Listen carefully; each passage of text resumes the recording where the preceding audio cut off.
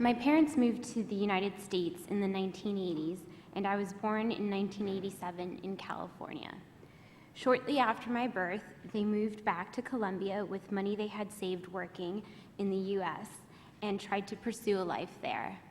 They had my sister Evelyn while we were living in Colombia, and in 1991, when I was 4 and Ev was 3, they moved back to the US. They moved back in order to provide a better life for us. They wanted us to live without the drugs, violence, and daily car bombings that define daily life in Colombia, and for us to have a chance at obtaining a world-class education and fulfilling the American dream. For many years, I did not know about my family's immigration status. However, as the years passed, I began to understand that my family was not like most, and even though my parents worked hard to provide for our family, we would never be treated the same. My dad worked nights and my mom worked mornings in order to make sure that my 2 sisters and I were never left alone.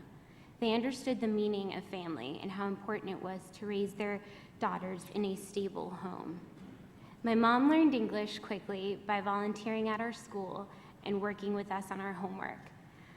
I remember my mom asking my teachers to send home extra homework, even on Fridays, so that my sisters and I would catch up to other students. My youngest sister, Sarah, was born here in Florida in 1993.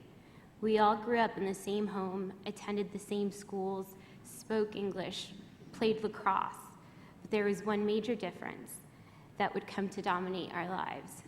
Sarah and I were natural-born US citizens, while my sister Evelyn was brought here on a now expired visa. It wasn't until high school that I found out for sure about my family's immigration status.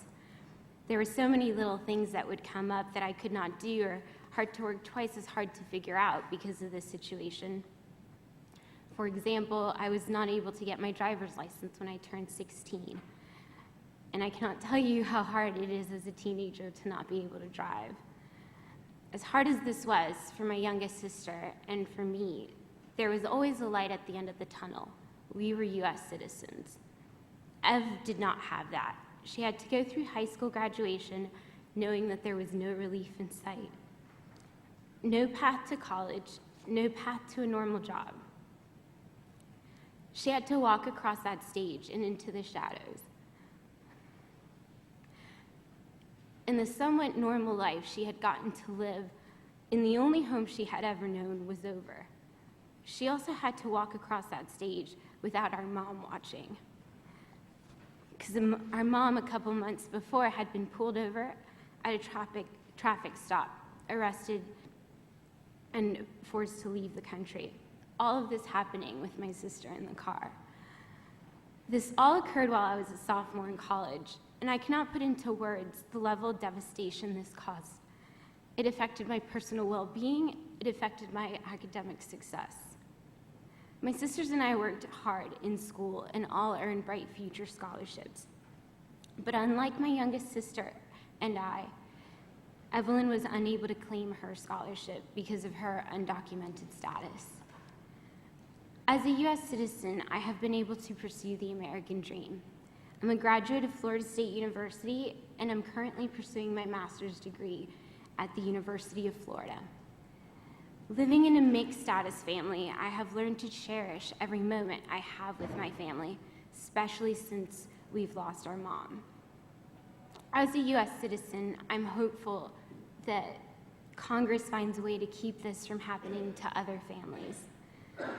As of last year, it had been over 6 years since Ev had seen our mom. It has been over 6 years since her life as she knew it came to a halt. This is the only home she knows. She has been here for 21 years. Yet she is punished every day and forced to live a life in limbo for no reason at all.